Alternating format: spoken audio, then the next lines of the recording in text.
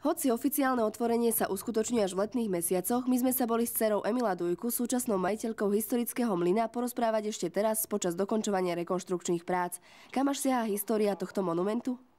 Tento mlyn bol postavený v roku 1936. Bol to vlastne druhý mlyn, pretože pôvodný mlyn ako rodiny Dujkovcov bol postavený tam, kde v súčasnosti je železnica, hlavná trať ako do Českej republiky, ale v výstavbe železnice táto stavba musela ustúpiť, bola zbúraná a v roku 1929 a potom bol postavený tento mlyn pri hlavnej ceste.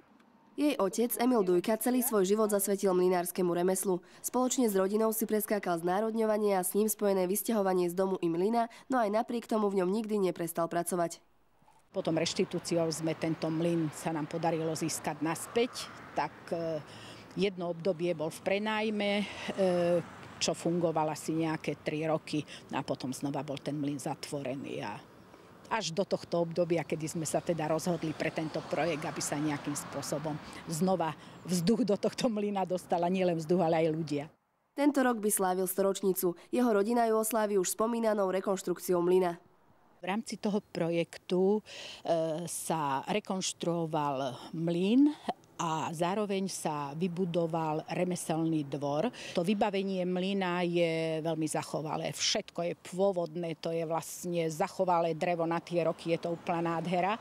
Ale zub času sa nejak prejavil na tých vonkajších stavebných častiach. Čiže bolo treba opraviť strechu, aby vlastne nezatekalo dovnútra, čo teda už bolo dosť nebezpečné. Opravila sa fasáda, všetko sa vyčistilo a vymalovalo. Vo vnútri pribudnú presklené vitrinky s dokumentáciou o mlyne, o rodine Dujkovcov a práci mlynára.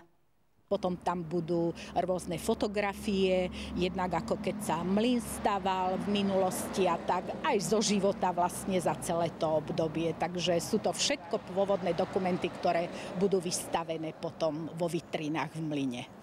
Na rekonštrukcii sa spoločnými silami podieľa rodina Dujkovcov i obec Dohňany, ktorá mlyn bude prevádzkovať. Sprístupnený bude celej verejnosti, ktorá si bude môcť pozrieť nielen spomínané fotografie, dokumenty či mlyn v prevádzke, ale aj iné remeslá na tomto dvore. Vďaka projektu cezhraničnej spolupráce získala obec z eurofondov 170 000 eur a sama sa bude podieľať 5% spoluúčasťou. Pre rodinu Dujkovcov je hodnota mlyna samozrejme nevyčísliteľná. To sa snáď ani slovami nedá povedať. To je niekde vo vnútri, to je nejaká emócia, to sú nejaké city. No a mňa to sem stále ťahá.